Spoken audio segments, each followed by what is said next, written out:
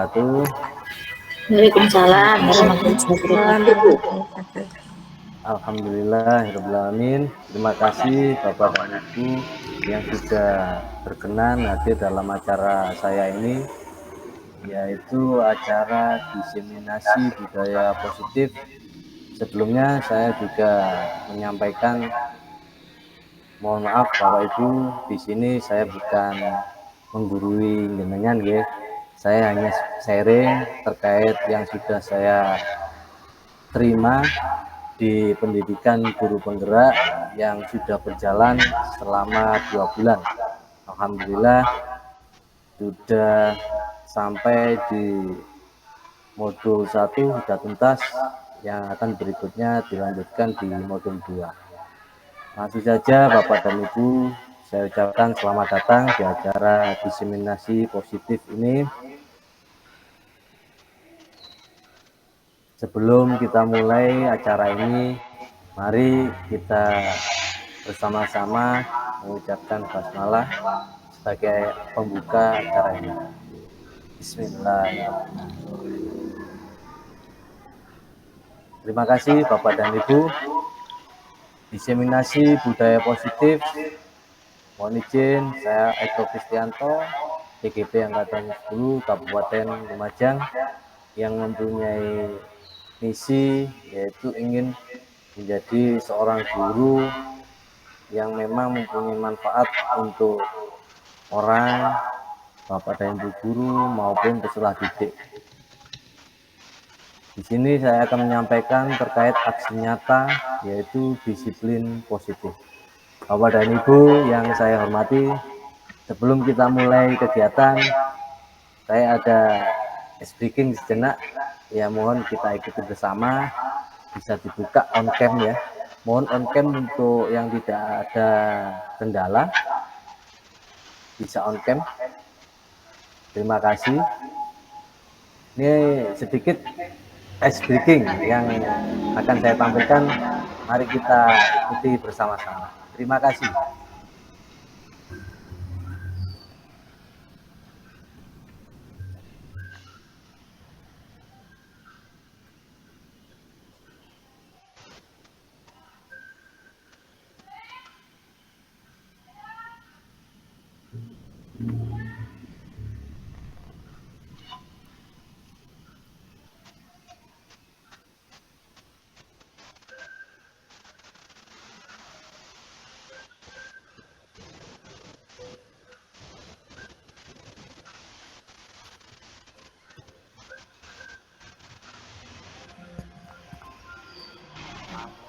Kita angkat Bapak Ibu, gapai bintang, tangan ke samping, burung yang terbang, tangan ke depan,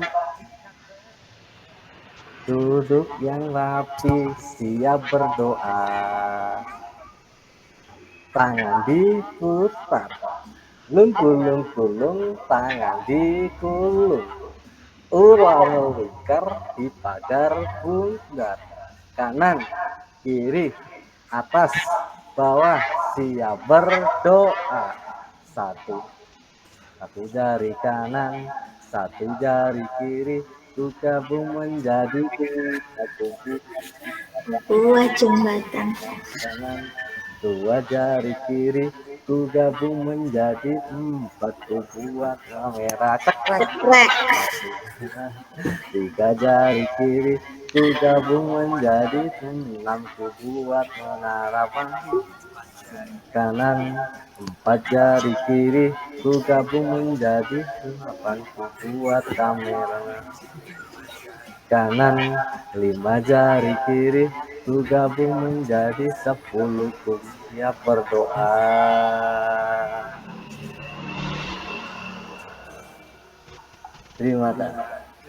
Terima kasih Bapak dan Ibu sudah melakukan ice breaking sebelum kita mulai presentasi diseminasi yang akan saya sampaikan. Terima kasih Bapak dan Ibu. Sebelumnya kita tepuk tangan dulu untuk penyemangat kita. Terima kasih. Untuk berikutnya Bapak dan Ibu, di sini saya akan menyampaikan terkait apa itu disiplin apa budaya positif. Sebelum kita mulai, saya sedikit ada pertanyaan pemantik Bapak dan Ibu. Di sini Bapak dan Ibu tinggal menyampaikan setuju atau tidak setuju dari apa yang menjadi kriteria dari nomor 1, 2, dan 3. Mungkin saya bisa dibantu oleh Bapak dan Ibu untuk menyampaikan pendapatnya. Kami persilahkan raise hand untuk raise hand sebelum menyampaikan pendapatnya. Monggo Bapak dan Ibu.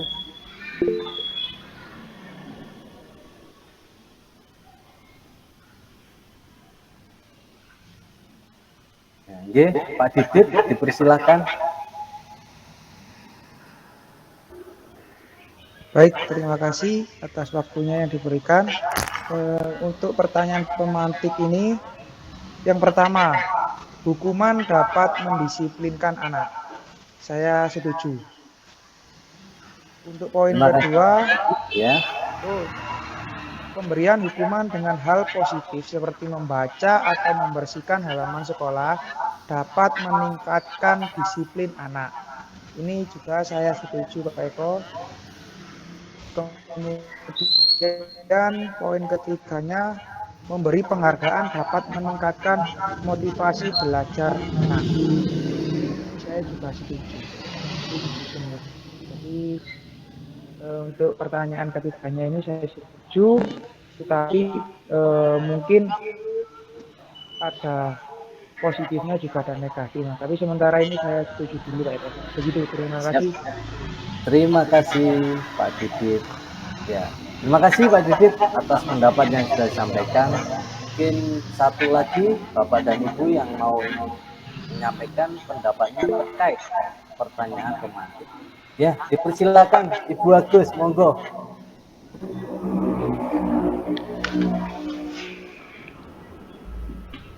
Oke, terima kasih Pak Eko atas waktunya. Saya akan mencoba menjawab pertanyaan pemantik. Yang pertama yaitu hukuman dapat mendisiplinkan anak. Ini saya tidak setuju. Kemudian yang kedua, pemberian hukuman dengan hal positif seperti membaca atau membersihkan halaman sekolah dapat meningkatkan disiplin anak. Ini saya juga tidak setuju karena masih hukuman. Yang ketiga, memberi penghargaan dapat meningkatkan motivasi belajar anak. Saya juga kurang setuju karena penghargaan ini kadang-kadang menjadi motivasi anak hanya untuk mendapat penghargaan, tapi tidak ada motivasi yang berasal dari dalam dirinya sendiri. Terima kasih Pak Eko.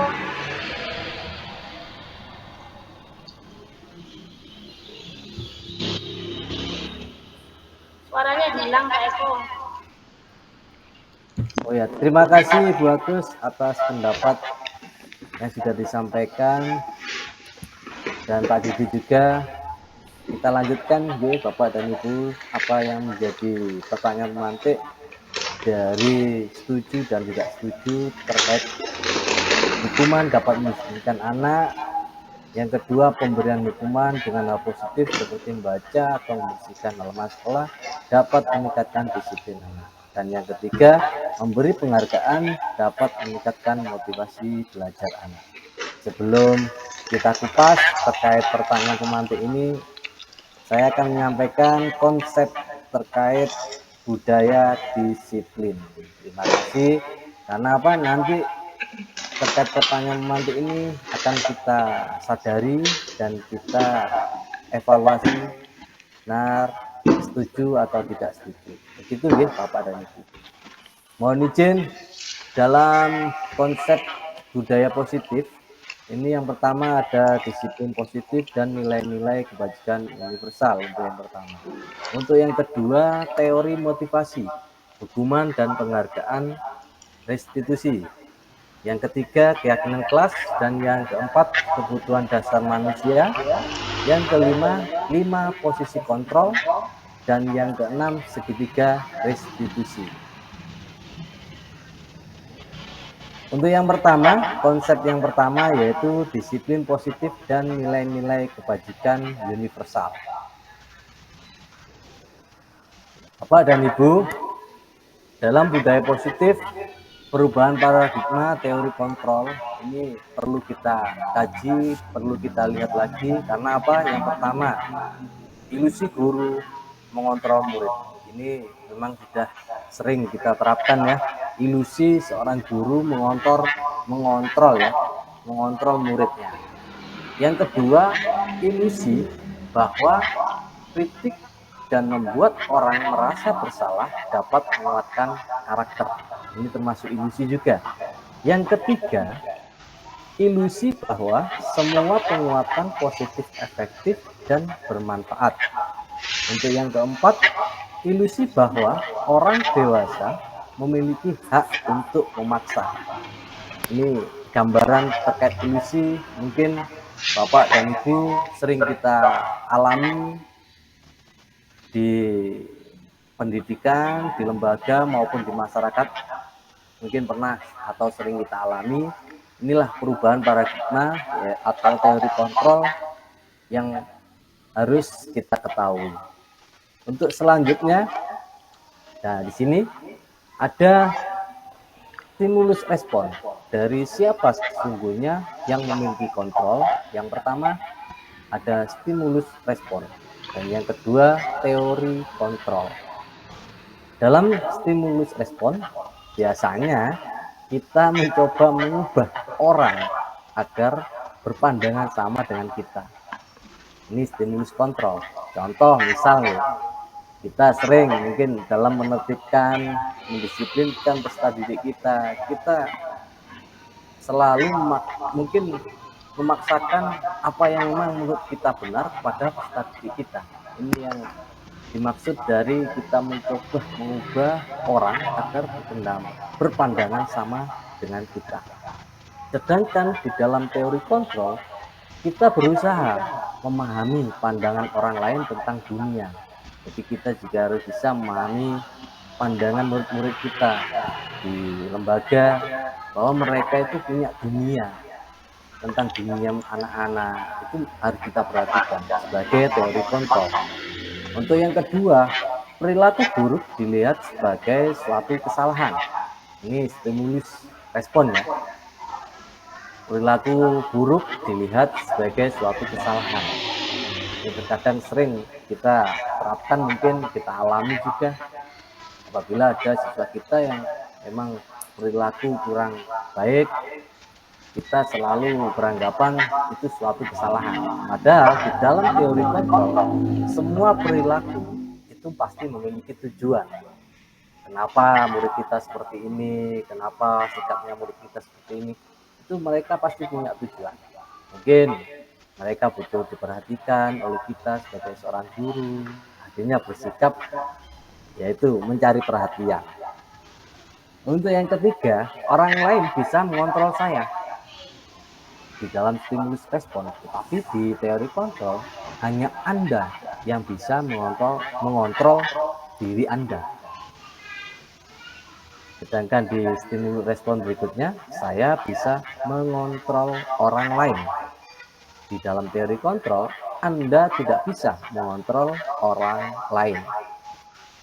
Untuk yang berikutnya, pemaksaan ada pada saat rujukan gagal. Pasti itu. Kita paksakan untuk anak menuruti sesuai dengan apa yang memang menurut kita itu benar. Tapi padahal di dalam teori kontrol, kolaborasi, kita membutuhkan kolaborasi, konsensus untuk menciptakan pilihan-pilihan yang baru atau inovasi dalam penyelesaian suatu permasalahan yang baru. Yang terakhir, dalam stimulus respon, model berpikir itu pasti menang atau kalah. Tetapi di dalam teori kontrol, model berpikir itu menang dan menang. Jadi seperti itu Bapak dan Ibu terkait apa itu stimulus respon dan teori kontrol. Saya lanjutkan. Berikutnya, makna disiplin. Kita juga harus memahami apa itu makna disiplin. Disiplin di sini berasal dari kata disiplin yang artinya belajar. Ini bahasa Latin. Disiplin diri membuat orang menggali potensinya menuju sebuah tujuan apa yang dia hargai.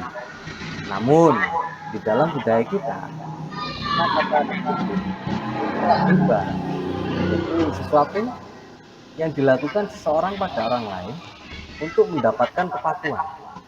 Itu yang memang sudah terjadi di dalam budaya kita terkait disiplin.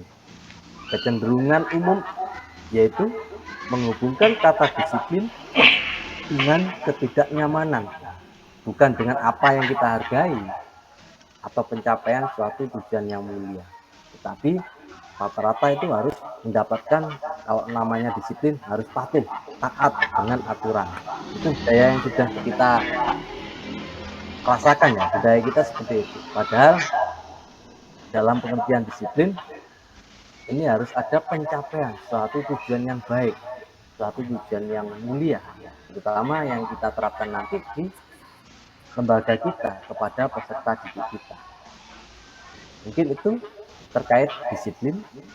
Untuk berikutnya, di sini juga ada nilai-nilai kebajikan universal. Nilai-nilai kebajikan yaitu sifat-sifat positif manusia yang merupakan tujuan mulia yang ingin dicapai setiap individu. Nilai-nilai tersebut bersifat universal, menyeluruh, dan lintas bahasa, suku, bangsa, agama, maupun latar belakang. Jadi tidak ada perbedaan antar ras, suku, latar belakang. Jadi semua itu mempunyai nilai-nilai kebajikan. Dengan mengaitkan nilai-nilai kebajikan yang diyakini seseorang, maka muncullah motivasi intrinsik. Yang di sini pengertian dari motivasi intrinsik, motivasi yang tumbuh dalam diri sendiri tanpa adanya dari dukungan dari luar atau dari orang lain. Itu dari dalam dirinya sendiri muncul motivasi untuk terbangun dan membangun, sehingga menggerakkan motivasi dari dalam untuk mendapat tujuan mulia yang diinginkan. Ini yang disampaikan oleh Dian Gosen pada tahun 1998. Berikutnya, Ibu-ibu dan Bapak, di sini nilai-nilai kebajikan yang ingin dicapai oleh setiap anak Indonesia kita kenal dengan profil pelajar Pancasila yang sudah tidak asing lagi ya Bapak dan Ibu terkait kata pelajar, profil pelajar Pancasila. Yang di sini mempunyai makna atau nilai yang pertama beriman, bertakwa pada Tuhan Yang Maha Esa, mandiri, benar kritis, kreatif, bergotong royong, dan berbinekaan global. Jadi ini yang harus kita telaah, nilai-nilai kebajikan, yaitu profil pelajar Pancasila, dan kita terapkan kepada peserta didik kita di sekolah maupun di lingkungan masyarakat. Profil pelajar Pancasila. Untuk berikutnya, next. Teori motivasi perilaku manusia ini ada dua, Bapak dan Ibu. Yang pertama, motivasi eksternal, dan yang kedua, motivasi internal. Contoh dari motivasi eksternal, yang pertama, untuk menghindari ketidaknyamanan atau hukuman. Apa yang akan terjadi apabila saya tidak melakukannya? Nah, itu motivasi eksternal. Untuk motivasi eksternal yang kedua, untuk mendapatkan imbalan dari orang lain. Apa yang akan saya dapatkan apabila saya melakukannya? Itu motivasi eksternal. Sedangkan motivasi internal yaitu untuk menghargai diri sendiri. Jadi tumbuhlah semangat dan motivasi dalam diri kita sendiri. Misal contoh, saya akan menjadi orang yang seperti apa bila saya melakukannya. Itu motivasi dalam diri sendiri. Mungkin itu gambaran terkait teori motivasi perilaku manusia. Sebelum kita lanjut terkait hal-hal yang sudah kami sampaikan, mungkin ada gagasan, pendapat, ataupun hal yang memang ingin Bapak dan Ibu sampaikan, kami persilahkan. Monggo Bapak dan Ibu.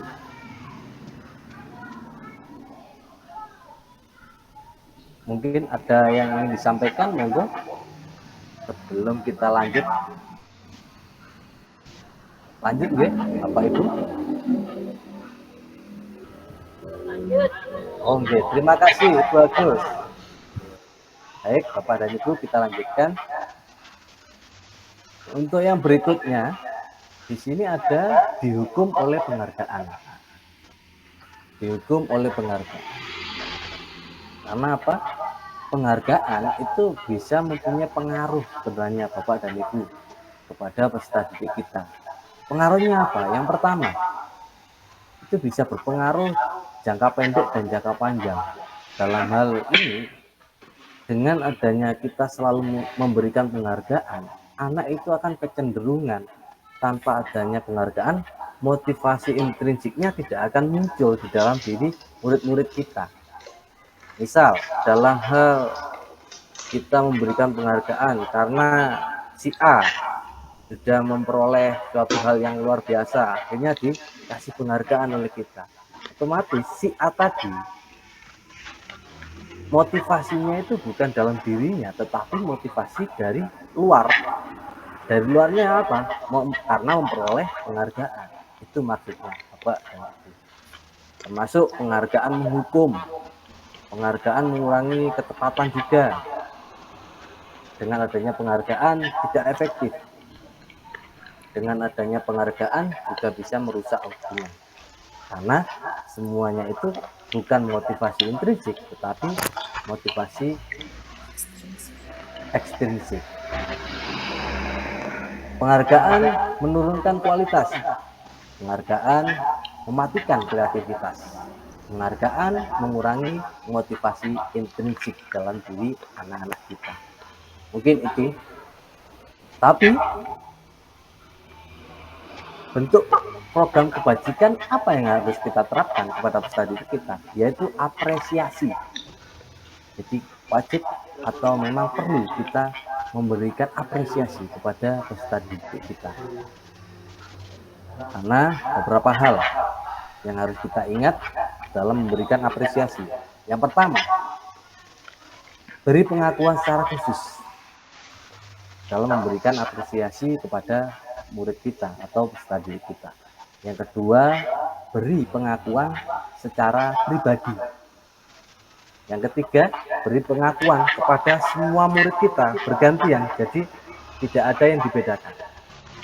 Apresiasi semua murid-murid kita. Dan yang keempat, dalam memberi pengakuan kita harus konsisten. Ya, jadi tidak setelah kita memberikan apresiasi hari ini kita sudah tidak lagi menindaklanjuti apresiasi yang memang harus kita berikan kepada peserta kita. Jadi tetap konsisten, terus bertahap konsisten hingga motivasi intrinsik murid-murid kita itu terbentuk. Mereka mulai menyadari dengan diri sendirinya tanpa adanya paksaan dari kita sebagai seorang pendidik. Ya, ini untuk program kebajikan apresiasi ini yang insya Allah bisa berdampak positif kepada peserta didik kita. Untuk yang kelima, kita juga harus fokus pada proses. Kita harus fokus pada proses yang akan kita laksanakan, yang untuk perkembangan peserta didik kita. Berikutnya, Bapak dan Ibu, di sini ada contoh pengakuan dan apresiasi kebajikan. Situasi yang saya gambarkan pada saat menolong murid baru di kelas kita ini. Pembuka, kemarin saya perhatikan kamu, ini percakapan antar murid ya, kemarin saya perhatikan kamu baru masuk di sekolah. Jadi kita saling berkenalan dan kita bisa saling memberi penguatan, saling menghormati, itu mungkin pembukanya. Dan nilai kebajikannya apa? Rasa empati yang besar sekali dengan adanya menolong murid baru. Itu nanti akan motivasi timbul, motivasi intrinsiknya timbul di dalam setiap murid-murid kita. Hal yang sederhana dengan adanya murid baru yang masuk di sekolah. Untuk berikutnya, contoh berikutnya, situasi pada saat membantu teman-temanmu, ya teman-teman murid-murid kita ya, di tugas kelompok. Pembuka, saya menghargai pendapat si A, saya menghargai pendapat si B. Itu nilai kebajikannya apa? Kepedulian. Jadi murid-murid kita dengan adanya situasi seperti itu bekerja kelompok, nilai kebajikannya mereka saling peduli. Yang intinya dalam pengerjaan tugas kelompok kita harus saling menghargai dan peduli pendapat dan gagasan teman-teman yang lain.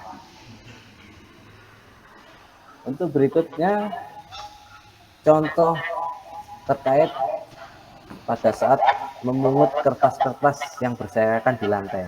Ya, di kelas-kelas anak-anak mungkin lupa setelah jajan, akhirnya bungkus-bungkus makanan lupa tidak dibuang ke tempat sampah, banyak yang ada di lantai.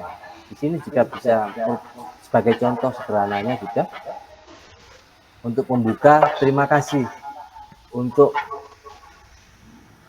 sudah rela memungut sampah dan dibuang ke tempat sampah. Seperti itu.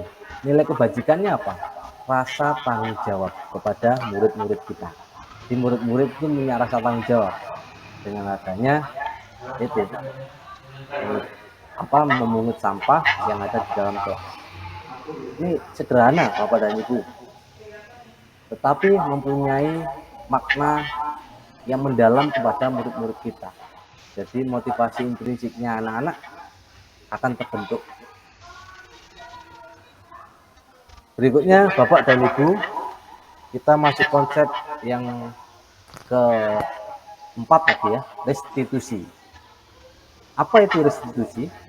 Restitusi adalah proses menciptakan kondisi bagi murid untuk memperbaiki kesalahan mereka, sehingga mereka ini bisa dikembalikan pada kelompok mereka atau lingkungan yang mereka tempati, seperti di dalam kelas, di lingkungan sekolah, maupun di lingkungan masyarakat, dengan karakter yang lebih kuat.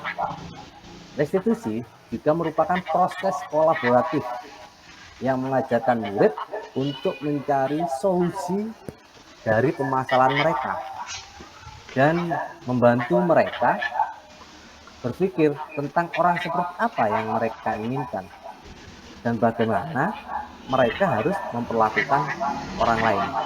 Ini disampaikan oleh Gosen 2024. Itu mungkin Bapak dan Ibu pengertian dari restitusi.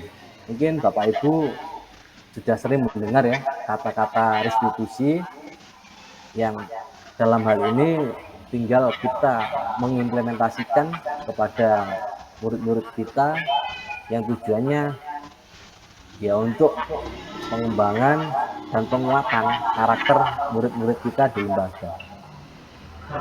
Untuk berikutnya, di sini ada beberapa tindakan guru Bapak dan Ibu. Mohon untuk dikomentari ya.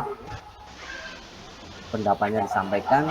Yang pertama, tindakan guru mencatat 100 kali di dalam buku kalimat, saya tidak akan terlambat lagi karena terlambat ke sekolah.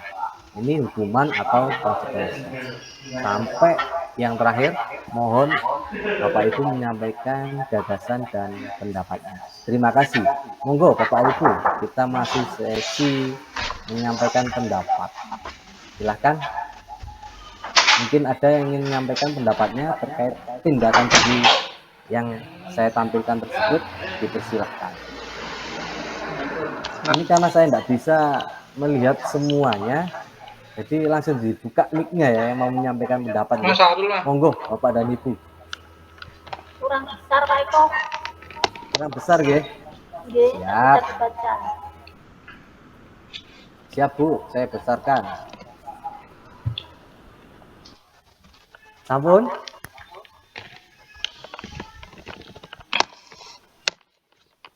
Kebesaran Pak. Kurang kebesaran ya. Iya, ada yang tidak terlihat. Siap. Ya, cukup. Cukup? Cukup. Iya. Monggo.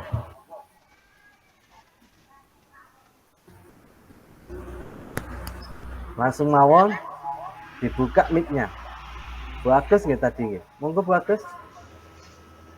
Oke, makasih Pak Eko. Sami-sami Bu. Ini kita bahas satu persatu ya Pak.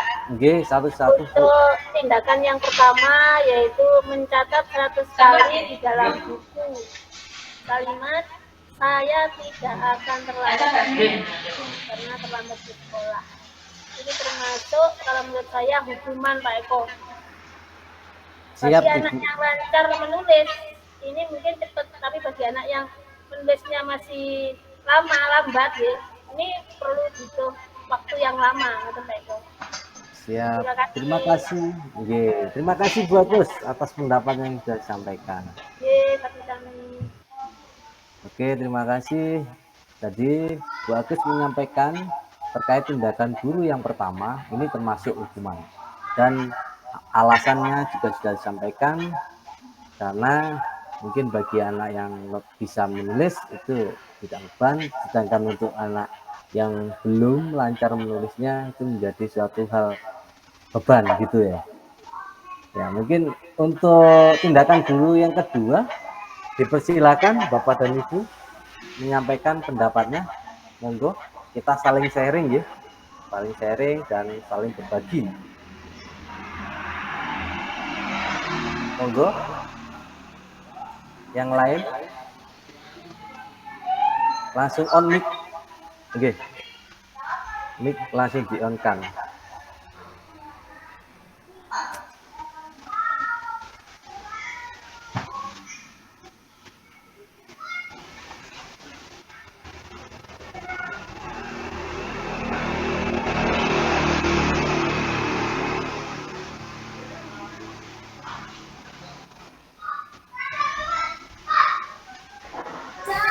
Saya Pak Eko. Oke Bu, monggo. Untuk pernyataan yang kedua, lari mengelilingi lapangan basket 2 kali karena terlambat hadir di sekolah. Menurut saya konsekuensi karena dari dua arah untuk membuat kesepakatan itu. Menurut saya begitu Pak Eko. Terima kasih. Siap, terima kasih Bu Mariana, luar biasa. Untuk yang berikutnya mungkin terima kasih pendapatnya tadi yang disampaikan oleh Bu Mariana. Untuk yang berikutnya, murid diminta untuk push up 15 kali karena tidak menggunakan masker ke sekolah. Menurut Bapak Ibu, ini hukuman atau konsekuensi? Karena ini tindakan-tindakan. Oke, monggo Bu Eni, silakan. Menurut saya, untuk tindakan yang ketiga ini, murid diminta untuk push up 15 kali karena tidak menggunakan masker. Ini merupakan hukuman dan ini tidak menyadarkan anak. Jadi menurut saya ini tindakan yang kurang tepat. Seharusnya anak diberi nasihat biar mereka sadar bagaimana pentingnya memakai masker, seperti itu. Siap, terima kasih Bu Elmi, luar biasa. Baik Bapak Ibu, kita masuk ke tindakan guru yang keempat ya, menggantikan kertas tugas teman yang telah dicoret-coret. Mungkin Bapak Ibu silakan yang menyampaikan pendapatnya. Langsung on mic Bon nggih.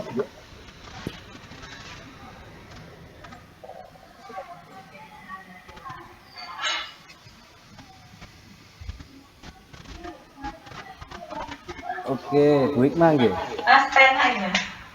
Tapi lu sepalingannya ya. Lek jenengan ya Bapak. Monggo Bapak dan Ibu. Kita saling sharing, jadi bebas ini jenengan bebas berpendapat, kita akan saling menghargai pendapat biar kita sama-sama memahami apa itu hukuman dan konsekuensi, dan gitu ya. Oke, Bapak dan Ibu, terkait menggantikan kertas tugas teman, ya Bu Agus, monggo Bu Agus, dipersilahkan.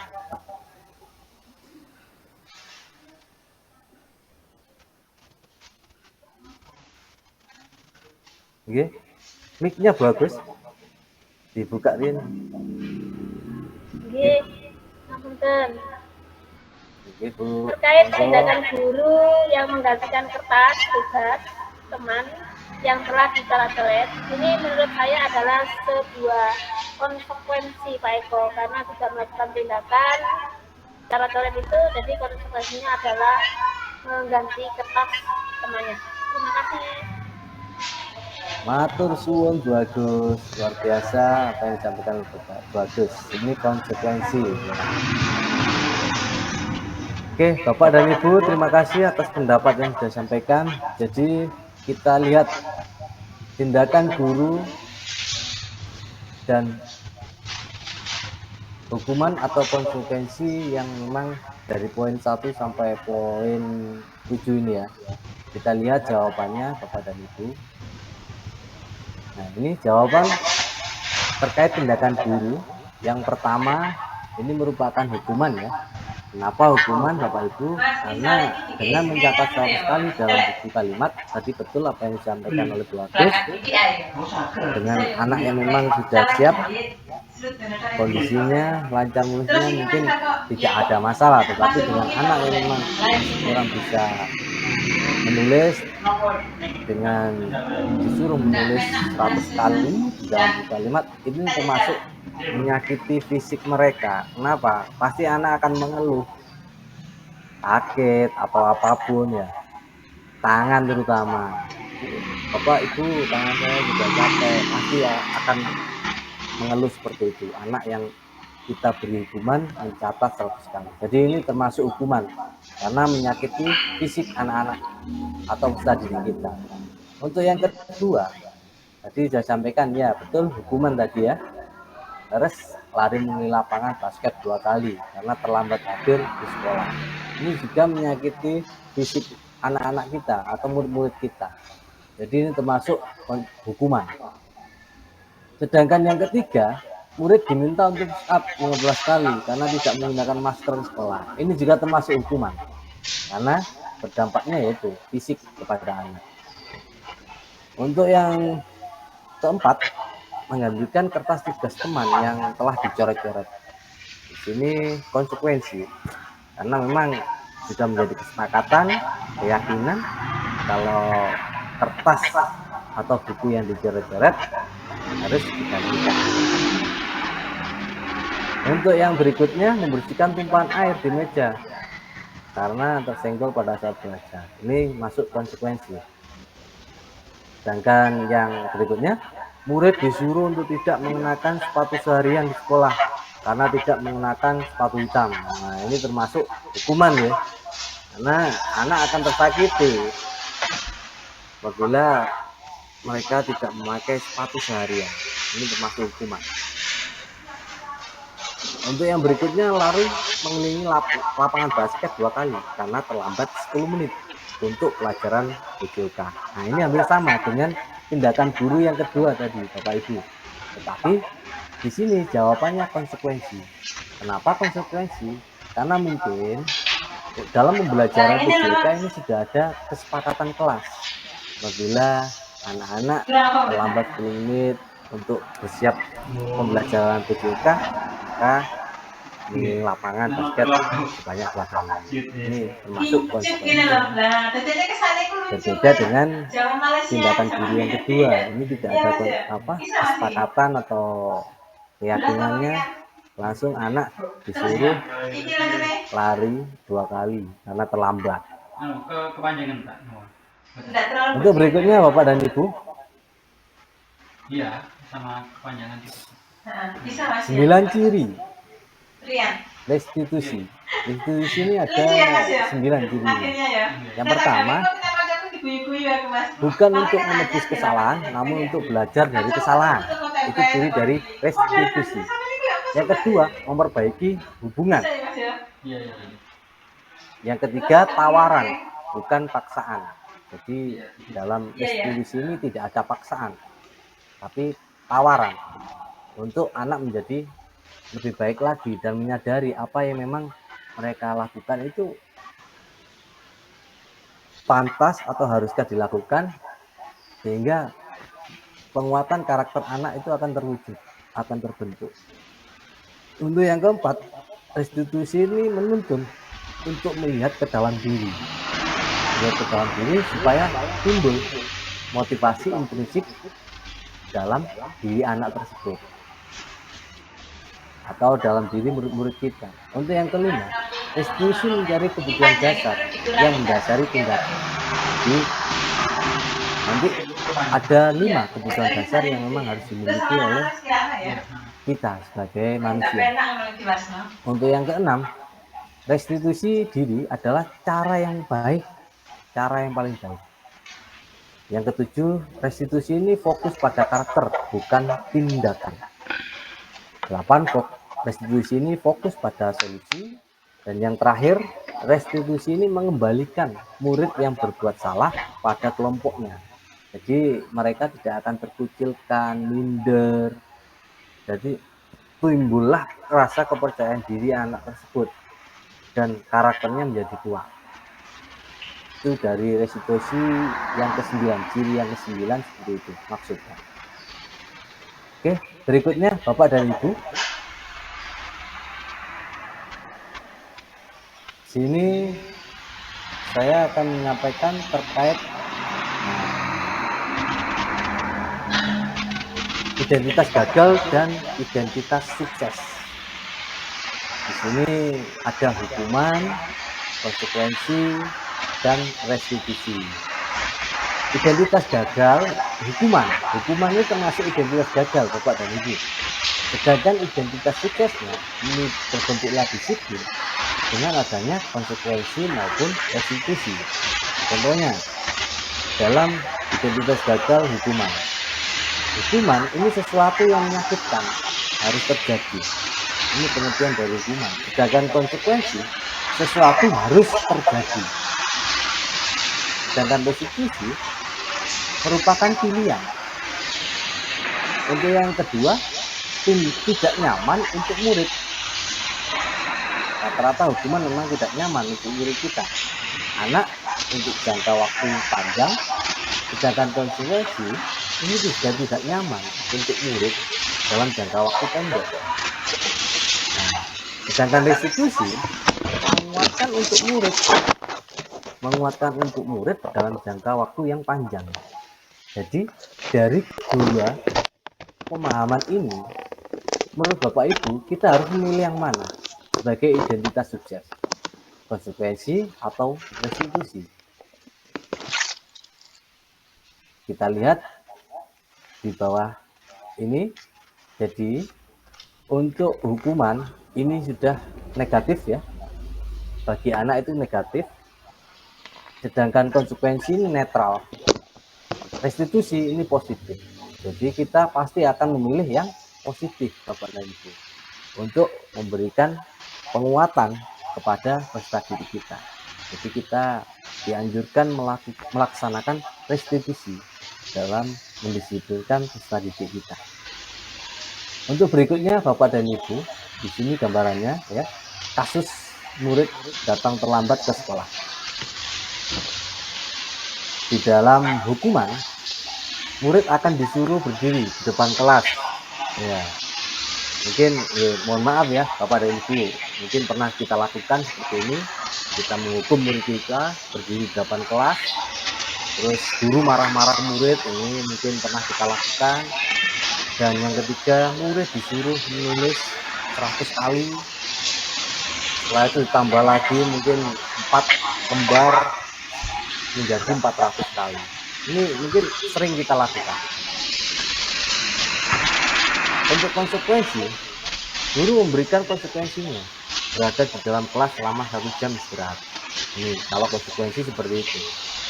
guru betul tidak memberikan hukuman seperti yang posisi hukuman ini tadi, tapi konsekuensi ini juga ada jangka waktunya untuk mental anak atau peserta didik kita, walaupun hanya jangka pendek dalam konsekuensi.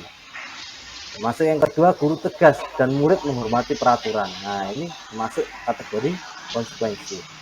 Sedangkan untuk kategori restitusi, di sini guru akan menanyai keyakinan kelas yang telah disepakati dan guru akan membantu menyelesaikan masalah pada murid tersebut.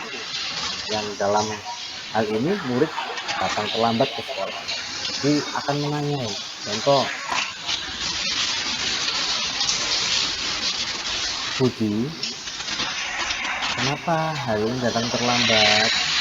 Pasti akan seperti itu. Nah, mereka tidak akan tertekan, tidak akan terbebani. Iya Bu, iya Pak, saya datang terlambat karena bangunnya kesiangan. Kita sebagai pendidik juga akan menyampaikan kalimat yang berikutnya. Oh begitu. Jadi dalam hal apabila bangun terlambat, apa yang harus dilakukan itu supaya bangunnya tidak terlambat? Mereka akan menjawab, iya Bu, saya akan meminta bantuan ibu atau bapak membangunkan saya. Dengan seperti itu, murid akan merasa percaya dan kuat dengan karakternya. Jadi kita tidak langsung bersikap seperti ini, seperti hukuman ini, murid langsung disuruh berdiri, dikasih hukuman. Jadi itu gambaran dari restitusi Bapak dan Ibu.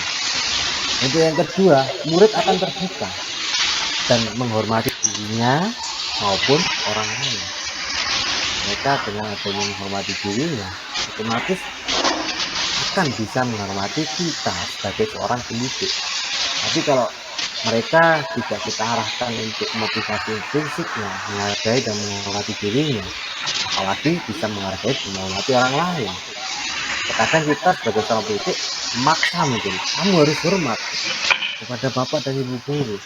Tapi dalam motivasi intrinsik murid kita masih belum terbentuk. Mungkin itu gambarnya bapak dan ibu. Untuk berikutnya, di sini ada keyakinan kelas Bapak Ibu. Ini saya sudah menerapkan anak-anak dalam membuat keyakinan kelas. Saya minta untuk menyampaikan pendapatnya masing-masing. Di sini sudah ada gambarnya Bapak Ibu. Anak-anak menuliskan apa yang ingin mereka sampaikan. Nah, mereka menulis. Setelah itu mereka menempelkan di depan. Depan itu saya kasih kertas plano dengan bertuliskan keyakinan kelas. Jadi mereka semangat menempelkan apa yang mereka tuliskan dengan keyakinan kelas yang mereka tuliskan. Contoh seperti ini. Dalam hal kegiatan pembelajaran, mereka menuliskan tidak boleh ramai. Itu yang pertama.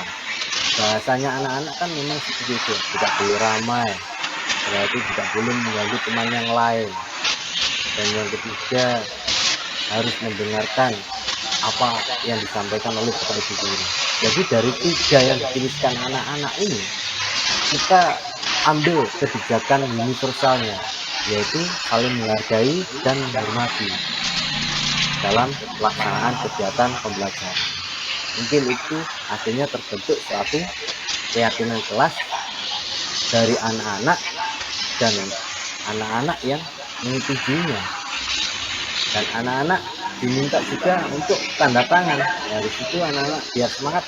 Ayo, oke anak-anak, silakan kita tanda tangan sebagai bukti kita sudah meyakini dalam keyakinan kelas kita ini. Siapa? Mereka akan menuliskan memberikan tanda tangan mereka di dalam keyakinan kelas yang sudah dibuat dan disepakati mereka bersama. Mungkin itu gambarannya Bapak. Untuk yang berikutnya, di sini penjelasan dari keyakinan kelas merupakan sesuatu yang dapat diterapkan di lingkungan kelas tersebut. Pembuatan keyakinan melibatkan semua warga kelas melalui kegiatan curah pendapat yang tadi sudah saya jabarkan. Keyakinan kelas ditinjau kembali dari waktu ke waktu. Jadi keyakinan kelas itu kita evaluasi terus Bapak dan Ibu. Kita tinjau bagaimana dengan adanya keyakinan kelas yang sudah disepakati anak-anak. Apakah ada perubahan? Apakah memang keyakinan kelas harus kita update lagi? Mungkin seperti itu. Jadi anak-anak kita minta untuk mencurahkan pendapatnya. Berikutnya Bapak dan Ibu, mengapa tidak peraturan saja? Mengapa harus keyakinan kelas? Ini alasannya. Alasannya yaitu untuk mendukung motivasi intrinsik. Jadi harus ada keyakinan kelas, bukan peraturan. Karena ya mohon maaf Bapak dan Ibu, kita sering mendengar peraturan itu untuk dilanggar. Misal sebagai contoh ya, dalam hal berkendara sepeda motor, kita kan dianjurkan oleh pihak kepolisian memakai helm, walaupun jarak dekat ataupun jarak jauh. Kita dianjurkan dalam berkendara sepeda motor, helm wajib kita pakai.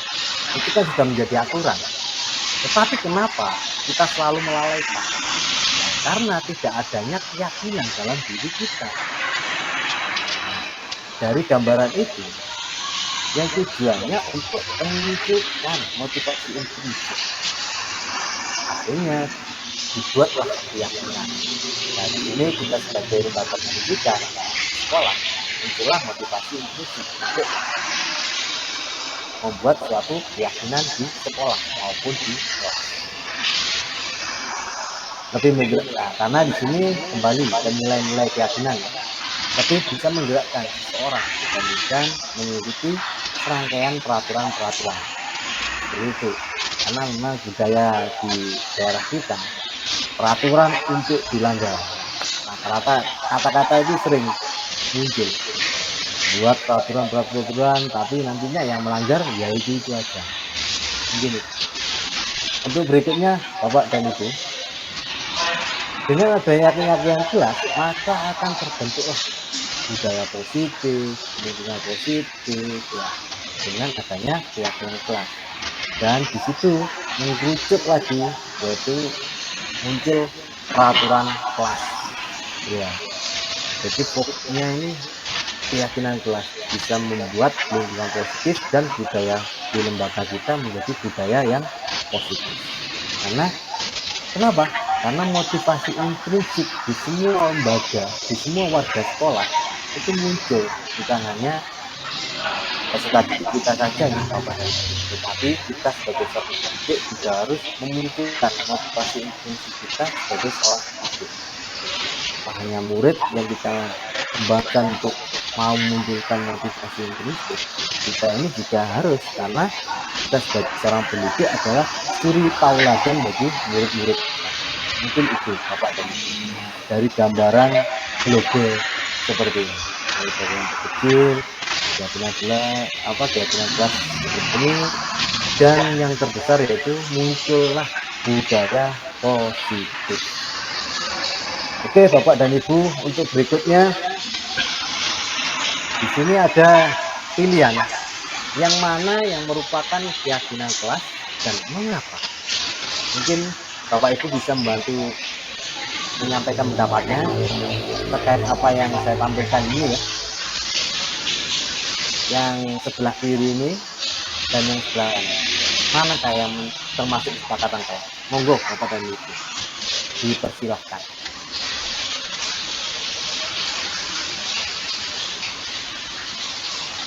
Monggo, mungkin ada yang bisa menyampaikan pendapatnya.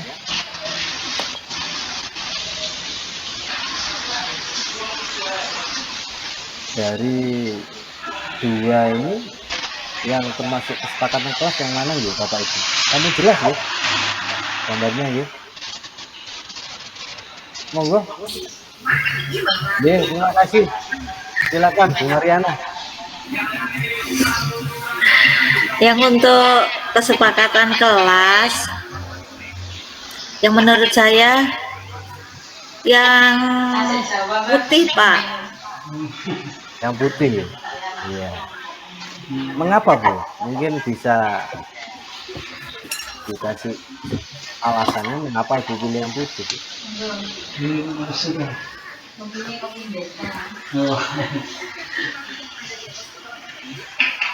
Anu Pak, ada apa? Kalimat positif. Kami guru dan murid yang saling menyayangi. Kami murid yang semangat belajar menurut saya. Luar biasa. Terima kasih Ibu Mariana. Nah, ini luar biasa apa yang disampaikan oleh Bu Mariana. Terima kasih Bu Mariana. Betul apa yang sudah disampaikan oleh Bu Mariana. Ini memang yang merupakan kesepakatan kelas ini yang warna putih.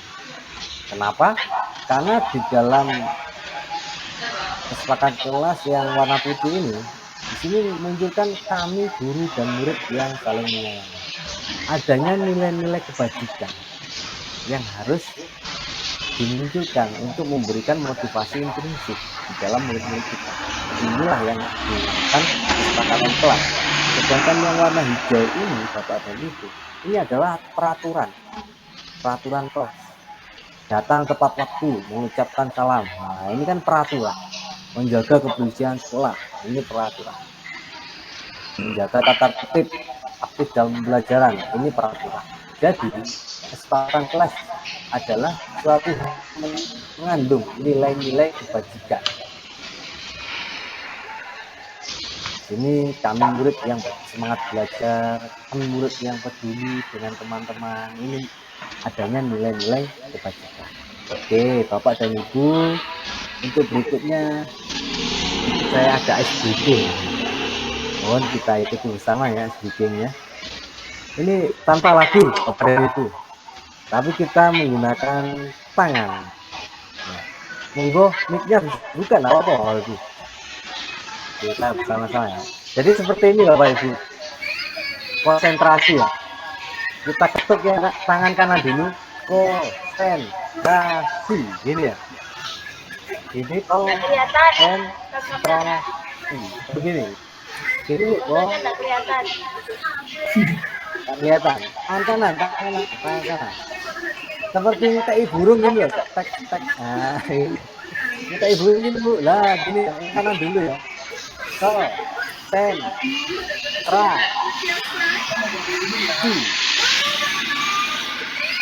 Aku ngetek kanan dulu.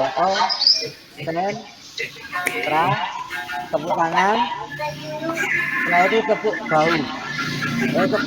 Tepuk kaki ya. Tepuk bahu, tepuk kaki ya.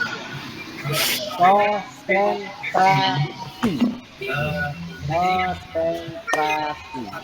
Sampun, paham ya, Bapak dan Ibu? Kami takut ya, dimulai ya. Putus-putus gambarnya Pak Eko. Konsen. Coba pelan-pelan ya. Konsentrasi. Ini. Atau pundak juga ya, pundak ya. Satu. Konsentrasi. Anu ya? Pak Ekonya nggak bergerak. Oh iya, sinyal mungkin Bu. Nah, itu lagi gerak ya sekarang ya. Itu nanti. Makin lama apa ya namanya? Bajuku enggak ketemu. Sing kan tak ngono kuwi. Kamu ya?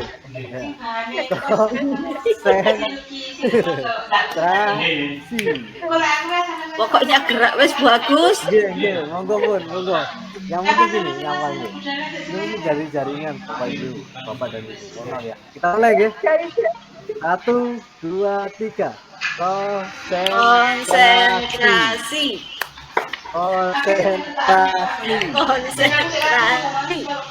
Konsentrasi. Oke, terima kasih Bapak dan Ibu. Ya, terima kasih Bapak dan Ibu. Luar biasa. Ini terima kasih Bapak dan Ibu untuk berikutnya. Ini yang terakhir ya Bapak dan Ibu. Konsep budaya bisnis yaitu tadi kita bahas terkait kebutuhan dasar manusia. Ini kebutuhan dasar manusia ini ada 5 Bapak dan Ibu.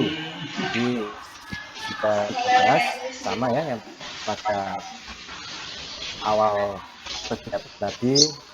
Jadi semua manusia itu punya kebutuhan dasar. Yang pertama kebutuhan bertahan hidup.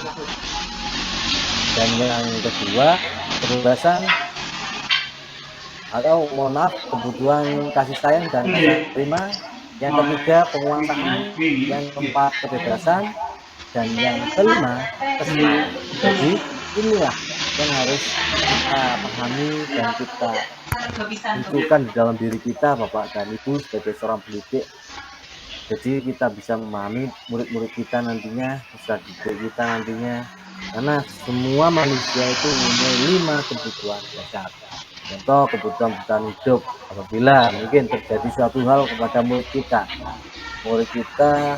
ada yang bertengkar, nah kita itu tidak boleh menghadapi mereka. Kita kan harus tahu dulu ada apa dengan mereka, kenapa sampai berkelah. Kita kan wajib menggunakan di restitusi, menanyai kepada peserta didik kita. Bisa jadi si A kenapa mukul si B, karena si A ini untuk membela diri. Jadi kebutuhan dasar manusia yaitu kebutuhan bertahan hidup dengan cara menahan diri, membela diri tadi. Akhirnya si B dipukul. Nah, si B awalnya memang membuat suatu hal yang tidak baik kepada si A. Akhirnya si A membalas. Jadi dari permasalahan murid kita juga harus memahami kenapa terjadi permasalahan pertengkaran kepada murid kita seperti itu. Kasih sayang, penguasaan, kebebasan, kesenangan, ini wajib kita perhatikan, Bapak dan Ibu. Untuk berikutnya, posisi kontrol guru. Di sini Bapak Ibu, saya akan menyampaikan posisi kontrol guru. Yang pertama, penghukum, dan yang kedua, pembuat rasa bersalah. Yang ketiga, teman. Yang keempat, pemantau. Dan yang kelima, manajer. Oke, kita simak posisi kontrol guru tersebut. Nah, di sini Bapak dan Ibu, identitas gagal, kontrol dari luar atau motivasi eksternal ya, yang tadi kita lakukan dengan motivasi eksternal dan motivasi intrinsik. Di sini penghukum. Nah, penghukum ini rata-rata guru akan berbuat menghardik. Nah ini ya, guru akan berbuat menghardik, menunjuk-nunjuk, menyakiti maupun menyindir. Posisi kontrol sebagai seorang penghukum akan bersikap seperti ini. Kalau pembuat rasa bersalah itu akan berceramah, nadanya rendah, nada rendah, tapi mengatakan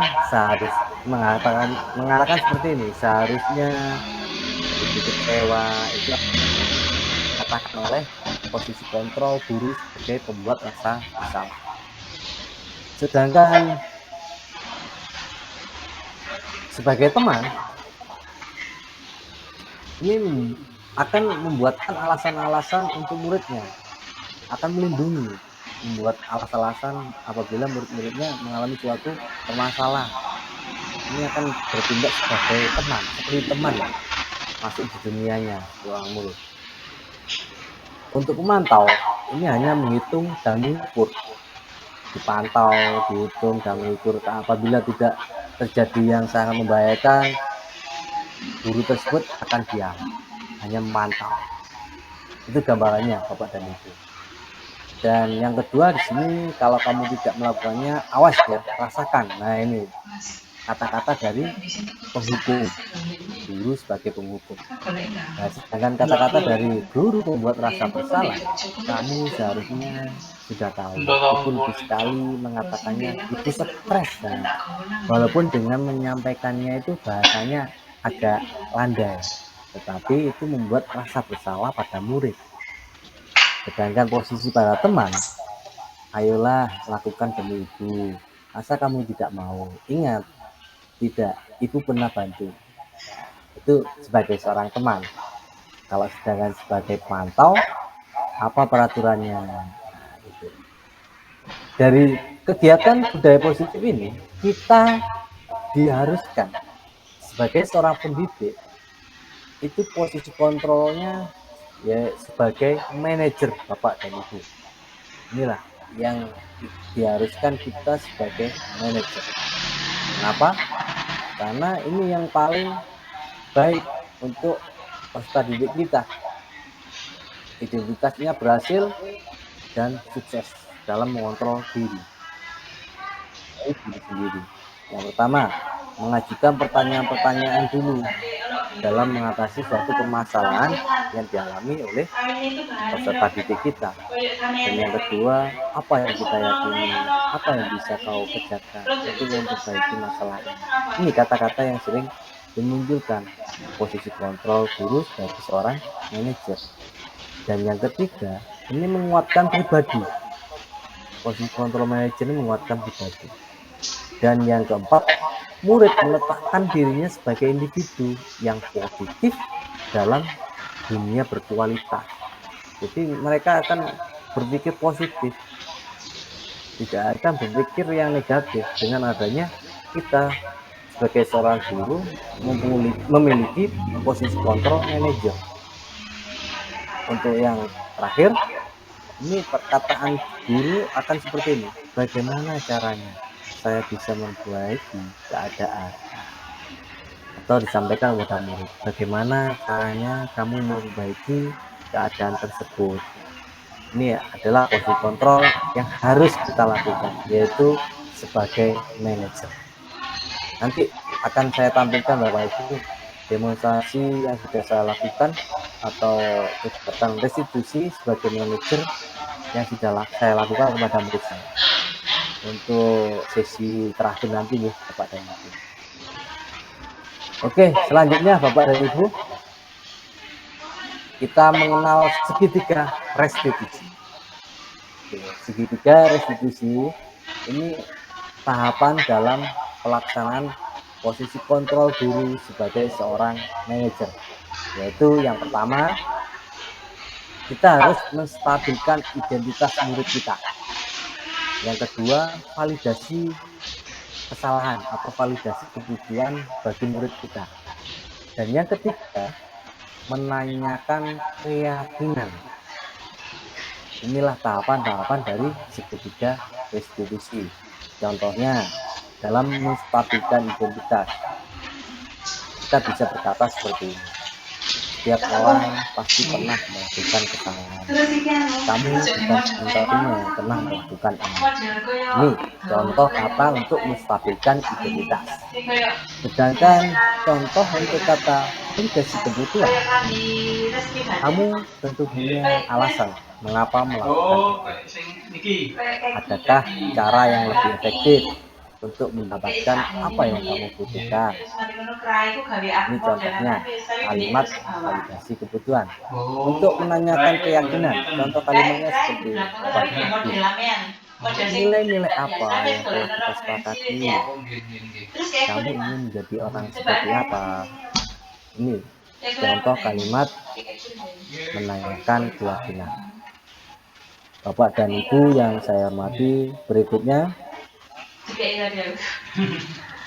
sini segitiga restitusi di mana kita tidak mencari benar dan salah terhadap permasalahan murid, tetapi mencari benar dan benar. Selain itu, kita juga dapat mengajak murid mengingat keyakinan kelas yang telah disepakati bersama dan menawarkan murid menentukan solusinya sendiri dari permasalahan yang terjadi. Ini itu tujuan dari pelaksanaan segitiga restitusi. Yang pertama, menstabilkan identitas tadi ya. Tujuannya untuk membuat anak yang merasa gagal karena berbuat salah menjadi positif terhadap dirinya. Jadi tidak minder, tidak down mental peserta didik kita. Untuk yang kedua, ini validasi kebutuhan pada murid, membantu murid mengenali basic atau kebutuhan dasar yang dipenuhinya ketika melakukan kesalahan itu. Karena pada dasarnya setiap tindakan manusia tujuannya adalah memenuhi kebutuhan dasar, apakah itu perasaan, berbahasa, kasih sayang, dan rasa diterima, kesenangan maupun bertanggung jawab.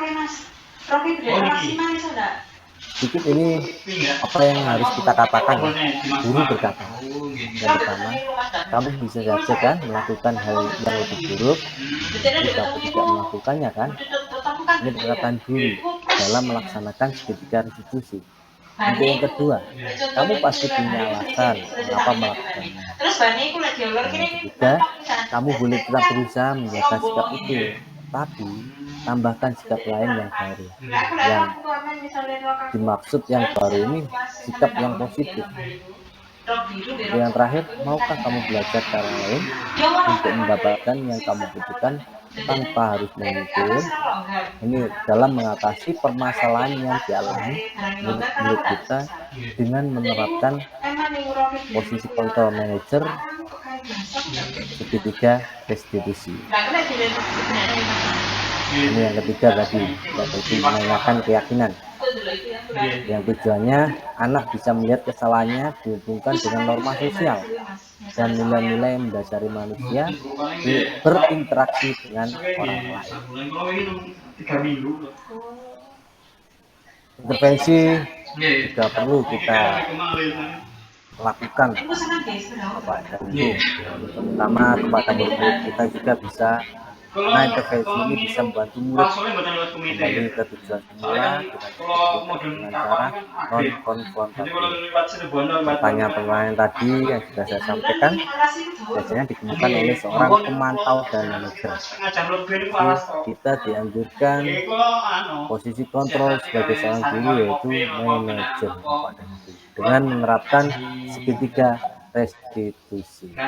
Mungkin itu Bapak dan Ibu terkait diseminasi budaya positif yang bisa saya sampaikan. Terima kasih, salam dan bahagia. Sebelum kita tutup, saya akan menampilkan video demonstrasi kontekstual yang sudah saya laksanakan Bapak dan Ibu. Mohon bisa disimak. Jatiroto kan liwati kali dawa niku posisi mesti tengah malam. Saya tampilkan videonya dulu nggih. Bisa tutup. Dan niku ngirawan pisan. Mohon izin untuk menampilkan video. Saking Surabaya kalau bengi-bengi aman ten mriku. Daripada lewat itu. Masa di daerah Jawa itu kelaka ya lumayan enggak takut kan. Nggih, tapi kalau niku kedian buat mriku kalau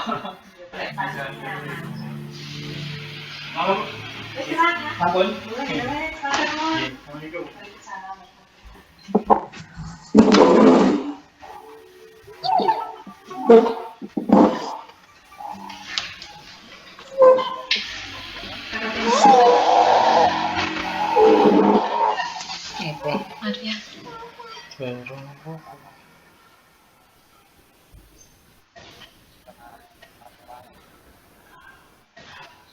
Ini Bu.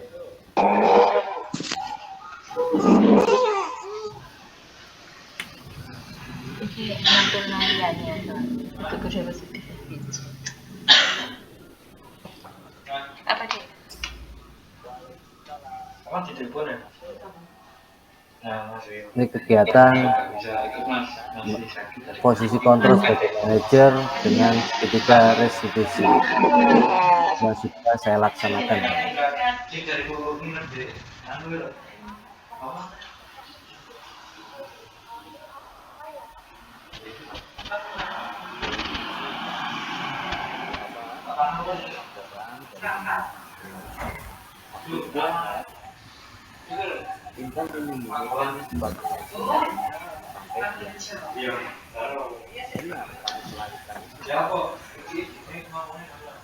Mungkin agak dibesarkan sedikit Pak Eki suaranya. Pak Eko. Ya, sebentar. Ini sudah besar ini.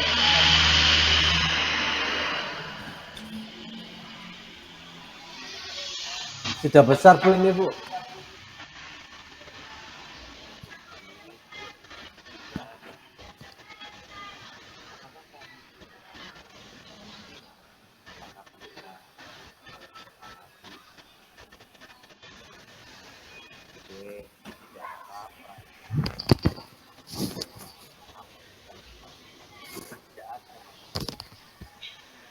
Ya mohon maaf Bapak Ibu, ini mungkin suaranya terlambat ya untuk videonya. Ringan itu Pak. Minta maaf atas kata dan mulia. Selain memberikan sepatu jihan, pengaruh dari sinyal bisa Bapak Ibu.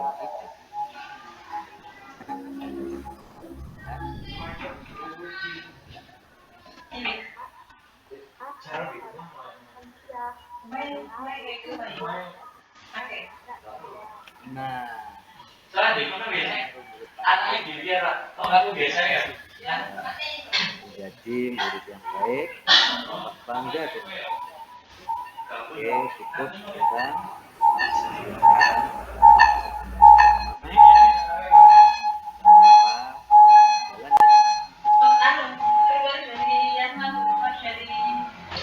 Terima kasih Bapak dan Ibu.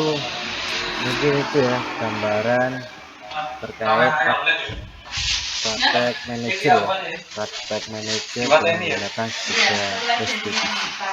Langsung sing abang. Terima kasih Bapak dan Ibu sudah di penghujung acara.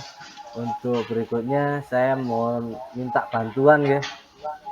Untuk on cam kita foto bersama dalam kegiatan diseminasi budaya positif ini. Monggo untuk mungkin Bu Septian bisa fotokan dan kirim di grup nggih. Saged nggih Bu Septian?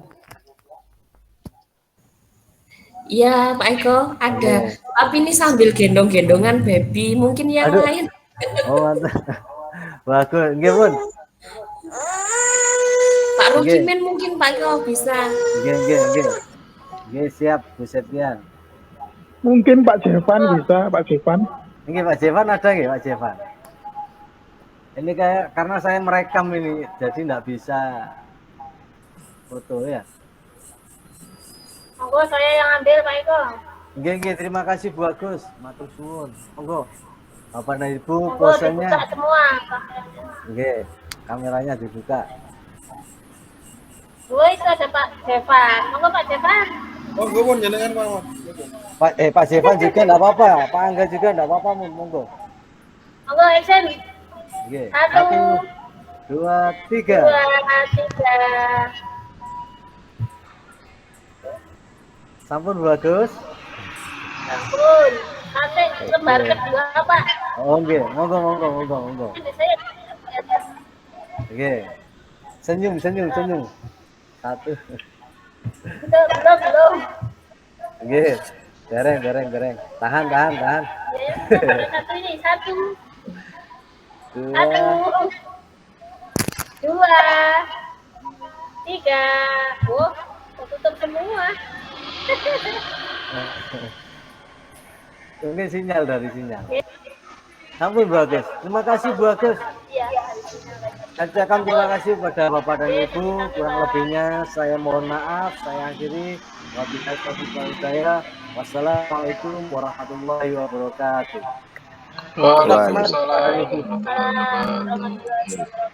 Tetap semangat.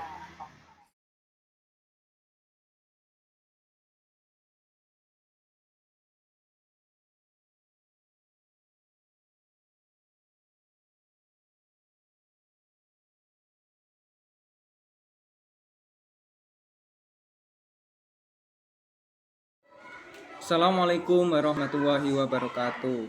Saya Muhammad Alfi Nuruda, Guru Pendidikan Agama Islam di SD Negeri Jarit 04. Dengan diseminasi budaya positif yang sudah disampaikan oleh Pak Eko, memberikan dampak positif dan bisa memberikan wawasan kepada kami untuk lebih bisa membimbing peserta didik dalam menerapkan budaya positif. Penerapan di lingkungan sekolah maupun di lingkungan masyarakat. Terima kasih Pak Eko, tetap semangat mengikuti pendidikan guru penggerak. Wassalamualaikum warahmatullahi wabarakatuh.